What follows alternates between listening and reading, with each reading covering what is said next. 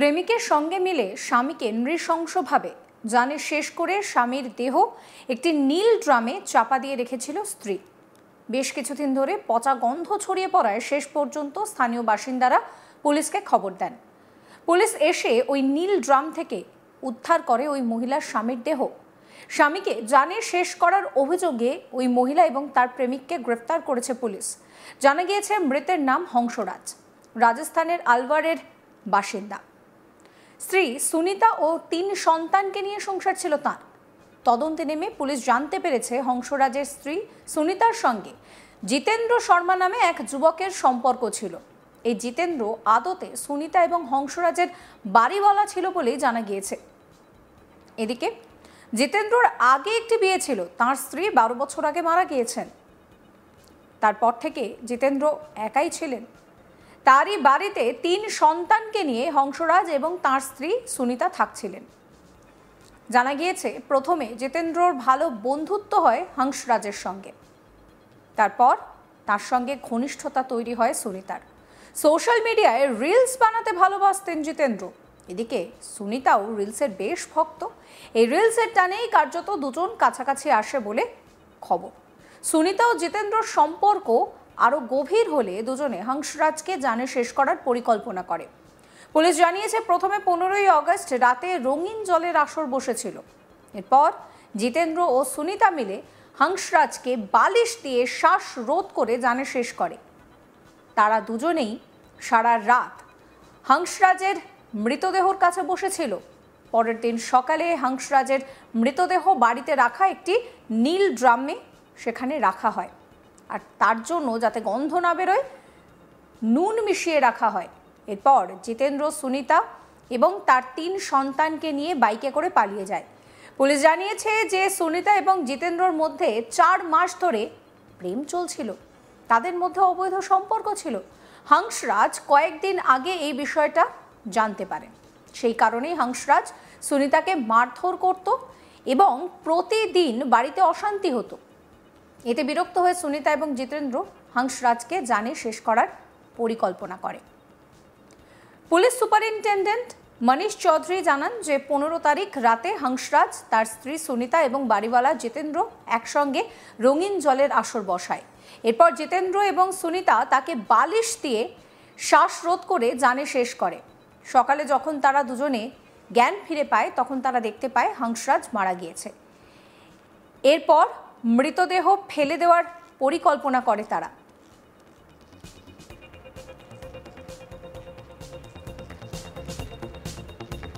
আপনাদেরকে শোনাবো एसपी मनीष चौधरी इन्हीं की बोलছেন। मैंने पहले बताया कि ये लोग पहले ईंट भट्टे पे मजदूरी करते थे, तो ईंट भट्टे पे काम करने का अनुभव है। तो ये लोग जो है अलवर में रामगढ़ जो तहसील है वहाँ जाके कुछ ईंट भट्टों पे इन्होंने संपर्क किया कि हमें नौकरी करनी है और यहाँ पे रहना।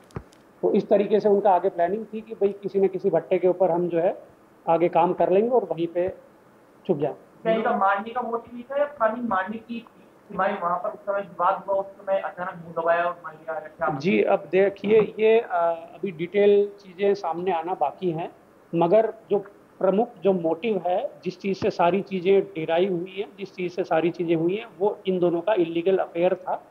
अब पहले कितनी चीज़ें सामने आ चुकी थी हस्बैंड के और उस दिन कितनी चीज़ें सामने आई, ये धीरे धीरे सभी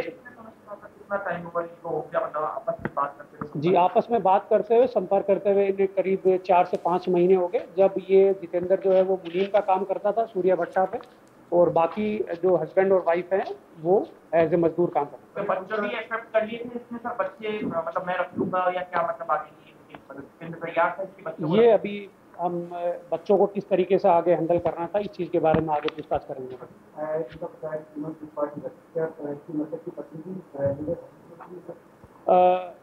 हैबिचुअल थी या नहीं थी ये हम अभी नहीं कह सकते, मगर ये पार्टी ज़रूर ये बात सामने आई है कि ये लोग पहले भट्टे पे भी इस तरीके से करते थे और यहाँ पे घर पे आने के बाद भी महिला ने लोगों के साथ ऐसा बच्चे का कहना।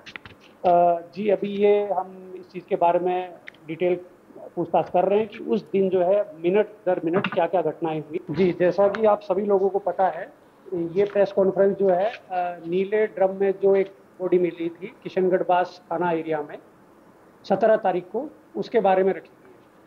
तो हमारे पास में पुलिस के पास सूचना जो है 17 तारीख को आई 3 बजे के करीब। जो मिथिलेश शर्मा जी हैं, जो आरोपी है, उनकी माताजी की तरफ से कि घर में एक नीला ड्रम रखा हो और उसमें बहुत तेज बदबू आ रही है।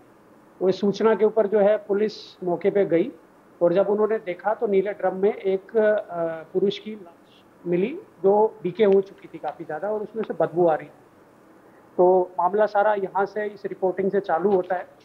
फिर इन्वेस्टिगेशन में पाया गया कि जो मृतक है उसकी पत्नी और पत्नी का बॉयफ्रेंड, ये दोनों इसके अंदर जो है मेन अभियुक्त हैं और इन दोनों को कल 18 तारीख को पुलिस के द्वारा अरेस्ट कर लिया गया शाम को। और जो मृतक है और उसकी पत्नी है, इनके 3 बच्चे हैं, तो कल उन बच्चों को भी पुलिस ने जो है वो बरामद किया और शाम को इनके जो परिजन हैं वो उत्तर प्रदेश से आ गए और उनको सुपुर्द किए गए बच्चे।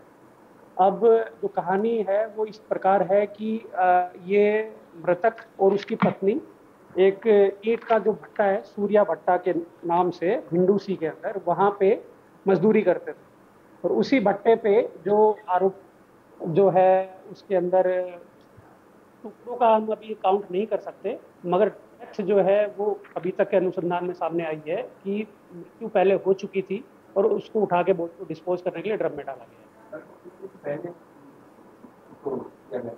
जी 15, जब मैंने पहले बता दिया 15 तारीख की रात को जो है उसको उसकी हत्या कर दी गई। 16 को ड्रम में मतलब उन्होंने शिफ्ट किया था। हाँ 16 को जो है शिफ्ट में दिन आपने जो बरामद की, क्या वो सही थी या वो 17 तारीख को हमने बरामद की थी। काफ़ी हद तक वो जो है डीके हो चुकी थी, फूल चुकी थी और काफ़ी जगह से नमक के कारण जो है स्किन कटने से बॉडी पर जो है निशान।